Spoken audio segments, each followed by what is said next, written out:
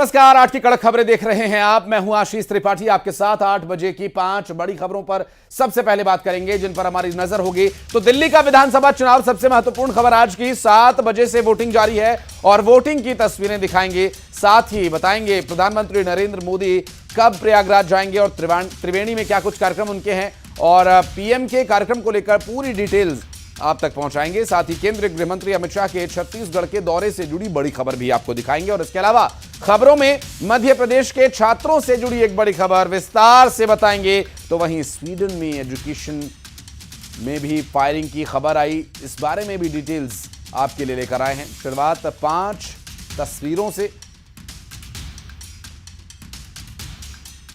तो पहले प्रतिभा के सम्मान की बात करेंगे। भोपाल से बड़ी खबर आ रही है, जहां मध्य प्रदेश के 12वीं कक्षा के टॉपर्स के लिए आज बड़ा दिन है। सरकारी स्कूल्स के 7,900 विद्यार्थियों को स्कूटी मिलेगी। जी हां, शैक्षणिक सत्र 2023-24 के टॉपर्स को ये स्कूटी दी जाएगी। सीएम डॉक्टर मोहन यादव विद्यार्थियों को स्कूटी देंगे। कुशाभाऊ ठाकरे कन्वेंशन सेंटर में कार्यक्रम होना है। स्कूल शिक्षा मंत्री, जनजातीय कार्य मंत्री यहां मौजूद रहेंगे।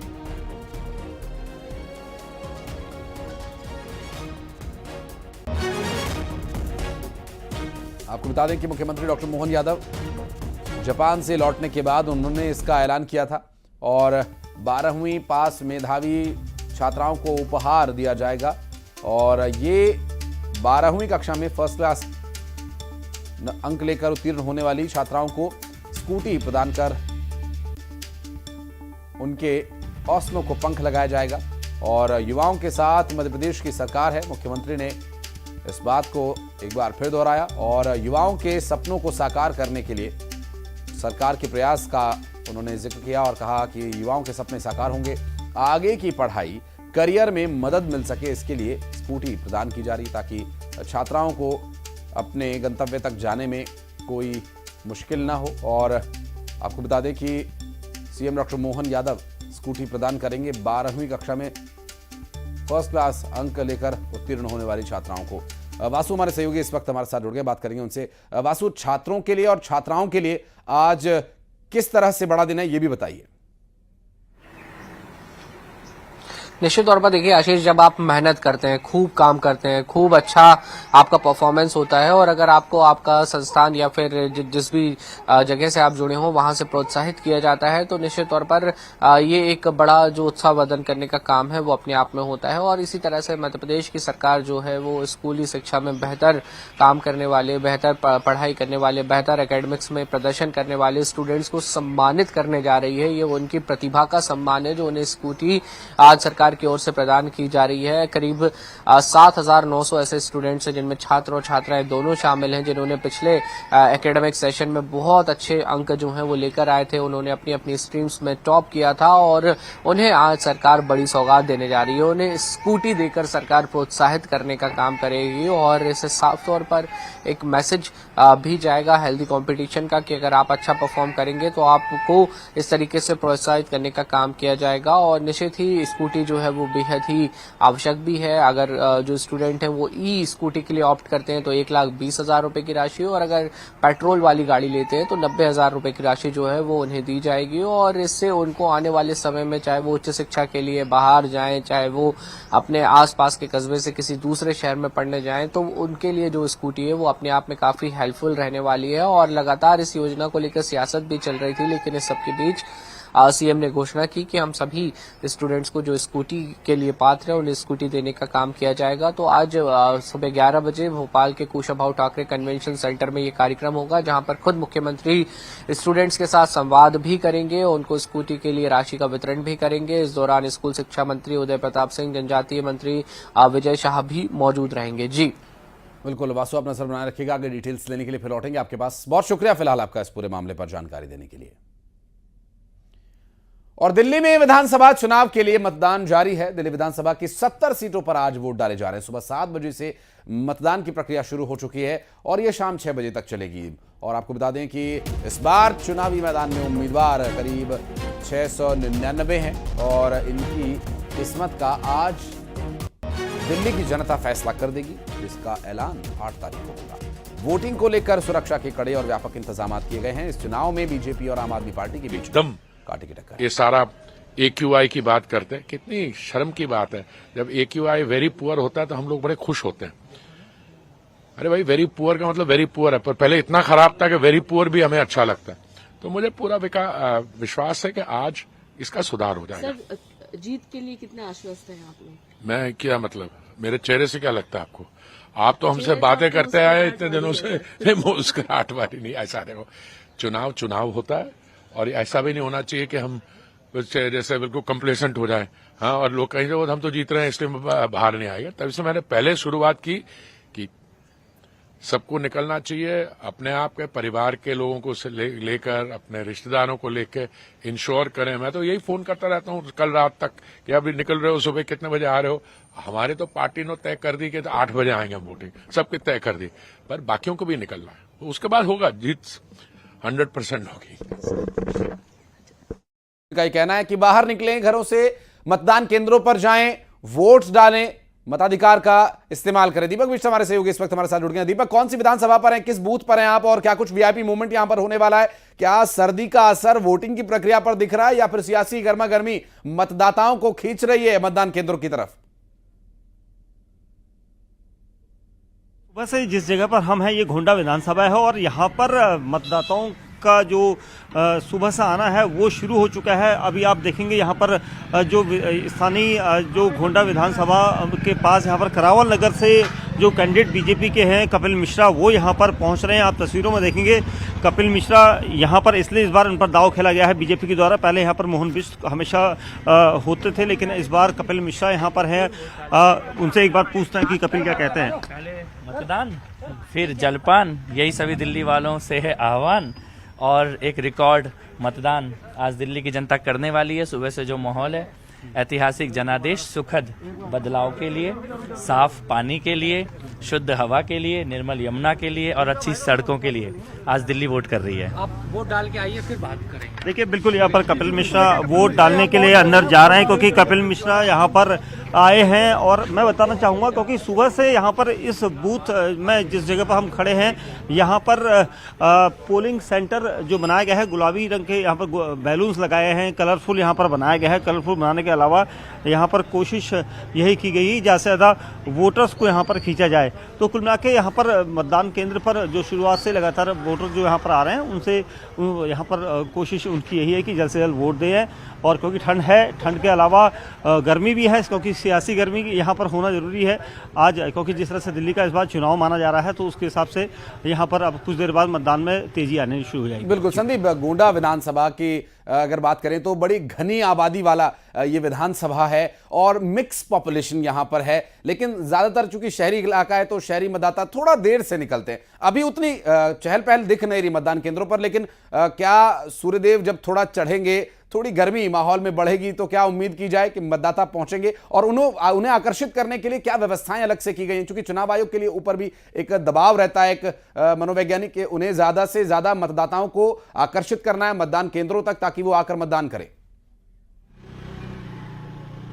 देखिए, बिल्कुल निश्चित तौर पर हम सुबह जब यहाँ पर पहुँचे थे तो इतना डेकोरेटिव यहाँ पर मतदान केंद्र को बनाया गया है। दिल्ली पुलिस के जवान यहाँ पर हैं और सुबह से यहाँ पर सुरक्षा व्यवस्था तो है ही, उसके अलावा कलरफुल इस मतदान केंद्र को बनाया गया है। और कलरफुल की मकसद यही है कि क्योंकि चुनाव आयोग ने कहा कि जितने ज़्यादा मतदाता आएंगे उतना अच्छा वोट प्रतिशत होगा। और दिल्ली में मौसम भी सर्द है, लेकिन इतना सर्द नहीं कि यहाँ पर मतदाता देरी से आएँ, क्योंकि सुबह हम जब यहाँ पर थे तो बुजुर्ग यहाँ सबसे पहले आना शुरू हुए थे और उनके अंदर भी एक हमने पूछा था जब उनसे, तो उनके अंदर भी एक अलग तरह का आभास था कि एक अच्छा सशक्त विधायक उन्हें चुनना है और इसके लिए वो सुबह सुबह यहाँ पर पहुंचे। और तो इसीलिए चुनाव आयोग की तरफ से जितनी कोशिशें हो सकती हैं वोटरों को रिझाने की, वो यहाँ पर करने की यहाँ पर प्रयास किया गया है। और इसीलिए सभी मतदान केंद्र इसी तरह से सजाए गए हैं ताकि वोटर ज़्यादा से ज़्यादा आए और जितना जल्दी हो सके, क्योंकि दिन भर भीड़ हो सकती है कुछ देर बाद यहाँ पर, क्योंकि वोट का प्रतिशत बढ़ता जाएगा धीरे धीरे और उसके लिए कुछ देर बाद ही देखने के लिए मिलेगा कि कितनी भीड़ यहाँ पर बढ़ जाती है। स्वाभाविक है दीपक, क्योंकि जो मौसम है, सर्दी हल्की गुलाबी है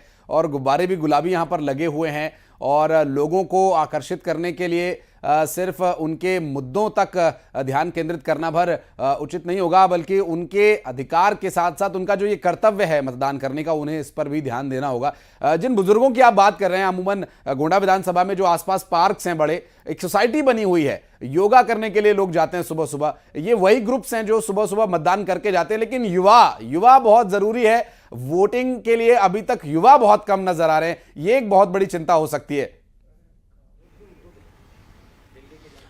देखिए, जो बिल्कुल आपने सही कहा कि पार्कों में बुजुर्गों की तादाद सुबह ज़्यादा होती है और इसीलिए हो सकता है कि वो सबसे पहले वोट डालने के लिए यहाँ पर पहुँचे। लेकिन युवा शक्ति जो है, युवाओं का आह्वान भी इस बार किया गया है। सुबह सुबह प्रधानमंत्री और गृह मंत्री ने अपने एक्सपोज के जरिए वोटरों को, खासतौर से युवाओं को आगे आने के लिए कहा कि जितना ज़्यादा भीड़ होगी। अब यहाँ पर आप देख सकते हैं, यहाँ पर लगातार भीड़ जुटने लगी है वोटिंग सेंटर्स पर, और ये इसलिए क्योंकि जल्द से जल्द लोग आना चाहते हैं, चाहे वो युवा हों या फिर बुजुर्ग हों, महिलाएं हों, सब में इस बार खासा रुझान जरूर दिखाई देगा। क्योंकि दिल्ली का चुनाव इस बार जबरदस्त तरीके से, जिस तरह से कैंपेनिंग हुई थी शुरुआत से ही लगातार हम देख रहे थे, और इसके बाद अब जिस तरह से आज मतदान का दिन है, तो इसको लेकर ये माना जा रहा है कि प्रतिशत पहले से जरूर बढ़ सकता है। क्योंकि मौसम भी आज साफ मौसम बना हुआ है, ठंड भले ही है लेकिन धीरे धीरे गर्मी यहाँ पर चढ़ेगी, क्योंकि सियासत की गर्मी चढ़ेगी। लगातार अब जो कैंडिडेट हैं उनका अपने इलाकों में आना शुरू हो चुका है, तो कहीं ना कहीं वोटरों को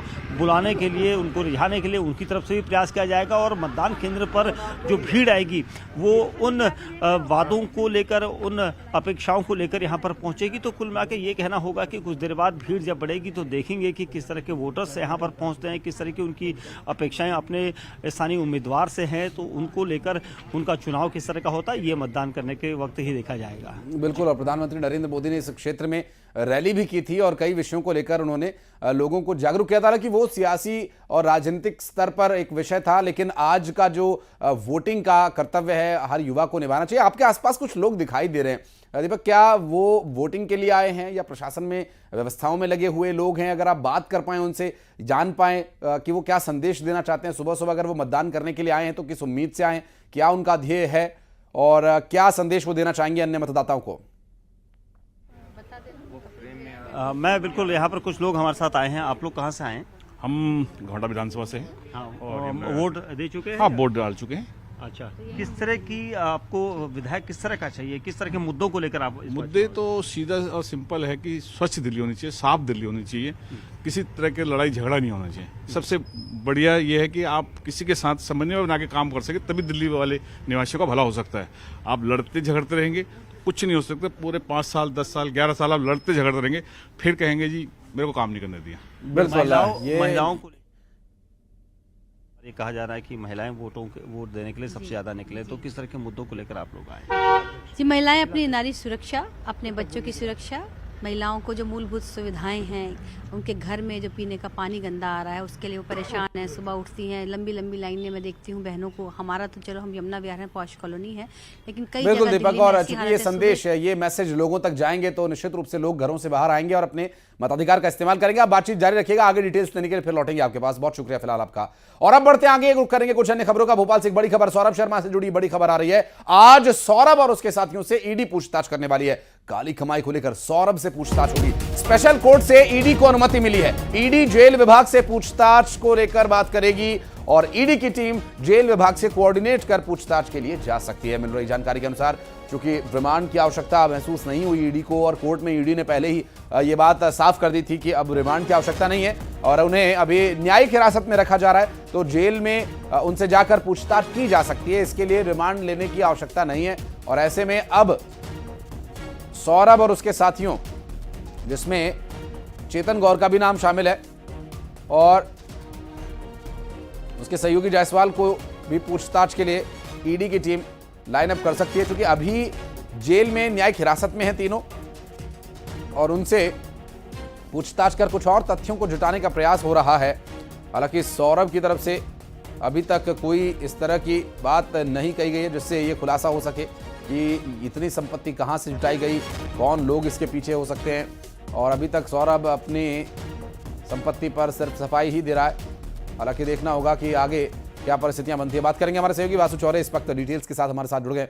वासु, सौरभ और उसके साथियों से आज न्यायिक हिरासत में जेल जाकर ईडी की टीम पूछताछ कर सकती है। क्या कुछ रहेंगी औपचारिकता और क्या जानकारी और मिल पा रही है?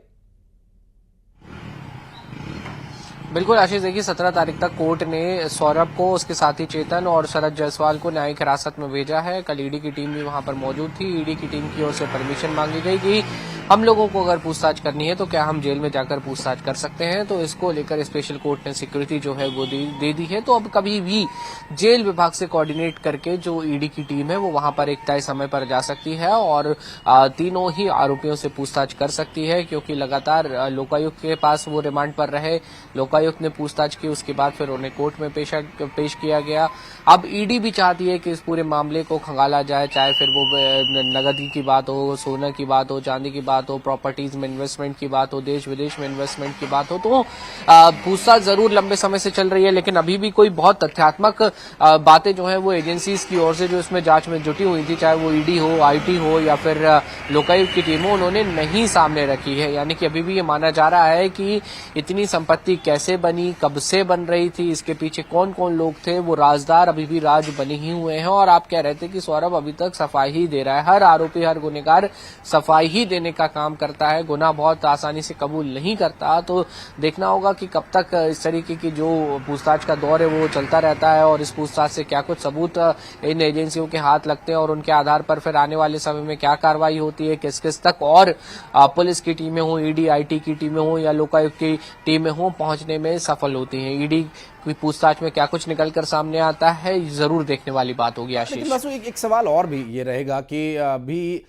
ईडी की टीम रिमांड मांग सकती थी, लेकिन क्या सभी एजेंसी पूछताछ कर सके, इस वजह से रिमांड नहीं ली गई, न्यायिक हिरासत में रखा जा रहा है?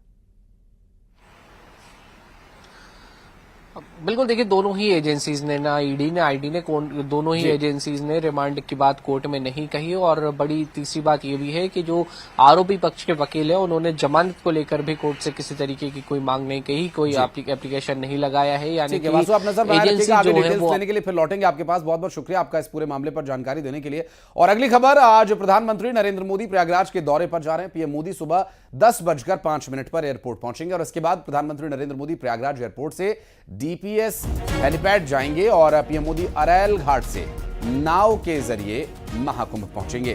दरअसल सुबह 11 बजे से 11:30 बजे तक संगम में पवित्र स्नान करेंगे और इसके बाद प्रधानमंत्री नरेंद्र मोदी 11:45 पर वापस बोट के जरिए ही अरैल घाट पहुंचेंगे और पीएम मोदी का करीब 12:30 बजे प्रयागराज से वापसी का समय तय है और पीएम के आगमन को लेकर जबरदस्त तैयारियां की गई हैं। हालांकि इससे पहले प्रधानमंत्री का ये कार्यक्रम 4 से 5 घंटे तक यहां पर रुकने का था, लेकिन इस बीच कुछ समय और व्यवस्थाओं को लेकर ये परिवर्तन किया गया है। अब प्रधानमंत्री सिर्फ स्नान के लिए 1 से 1.5 घंटा वहां रहेंगे और कुंभ मेले में करीब आधे घंटे तक प्रधानमंत्री रहेंगे। आज माघ महीने की ये तिथि, जो अष्टमी तिथि आज है और आज के दिन भीष्माष्टमी के रूप में इसे मनाया जाता है और आज माघ महीने की गुप्त नवरात्रि का भी दिन है और ध्यान,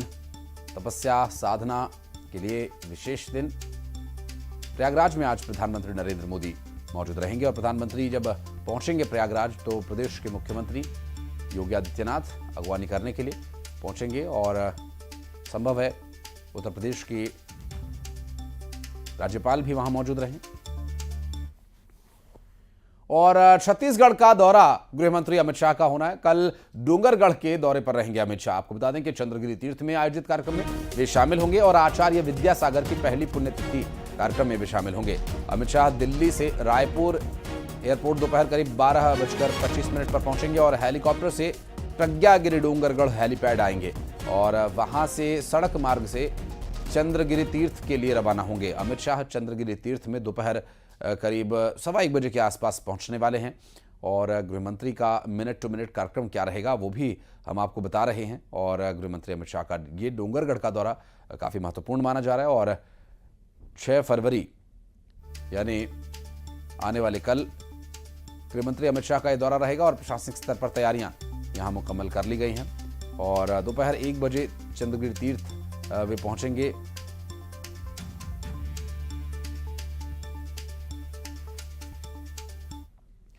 और इंदौर में बेखौफ बदमाशों की एक और तस्वीर सामने आई। यहां पर गौतमपुरा विधानसभा के चंबल गांव में 3 बदमाशों ने व्यापारी और कार्यकर्ता विभूर मुंदड़ा के घर पर फायरिंग कर दी थी। घटना का सीसीटीवी फुटेज भी सामने आया, जिसमें तीनों आरोपी घर पर हमला करते हुए नजर भी आए हैं। तो तस्वीरें से जुड़ी हुई आपको दिखा रहे हैं। एक तरफ सीसीटीवी कैमरे में हमलावर दिखाई दिए हैं, तो दूसरी तरफ पुलिस इस पूरे मामले में इन्वेस्टिगेशन कर रही है, जांच पड़ताल कर रही है।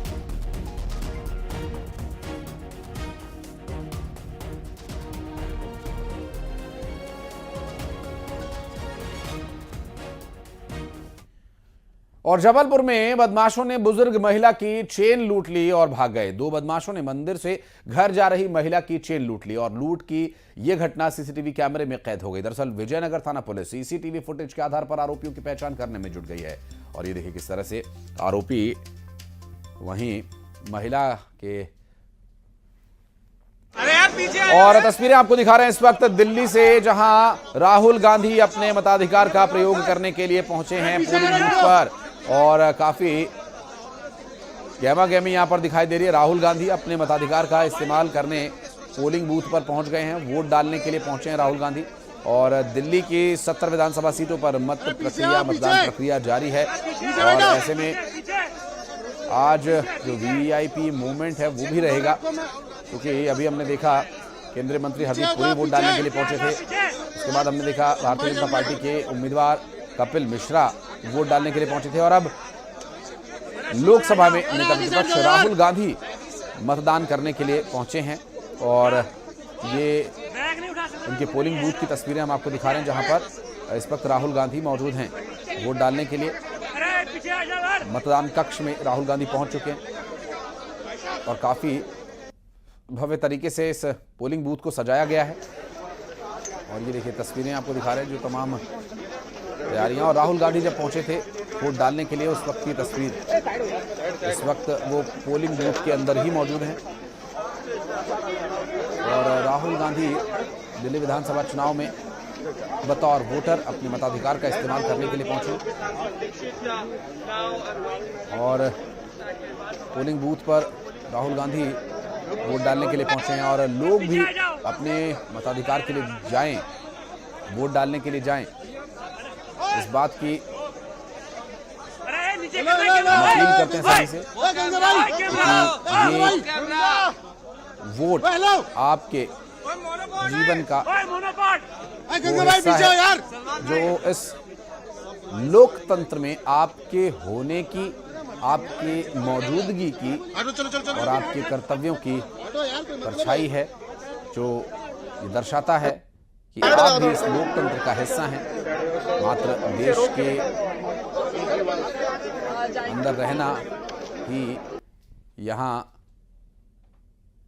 आपके होने या आपकी मौजूदगी को नहीं दर्शाता है। आपका एक मत जो तय करता है आपके क्षेत्र का प्रतिनिधि कौन होगा और उस प्रतिनिधि के द्वारा उस क्षेत्र के विकास के लिए, वहां की जनता के लिए जो जवाबदेही है, उसे आपका एक वोट तय करता है। और इसीलिए इलेक्शन कमीशन की तरफ से करीब 13,500 से ज्यादा पोलिंग बूथ्स बनाए गए हैं, उन पर सभी व्यवस्थाएं की गई हैं और बड़ी ही आकर्षक तरीके से उन्हें सजाया भी गया है। और आज शाम 6 बजे तक ये वोटिंग की प्रक्रिया चलेगी, तो समय निकालकर आप अपना वोट डालने के लिए जरूर जाएं यदि आप दिल्ली के वोटर हैं। और खबरें आगे भी जा रही हैं, वक्त एक बहुत छोटे से ब्रेक का, जल्द लौटते हैं।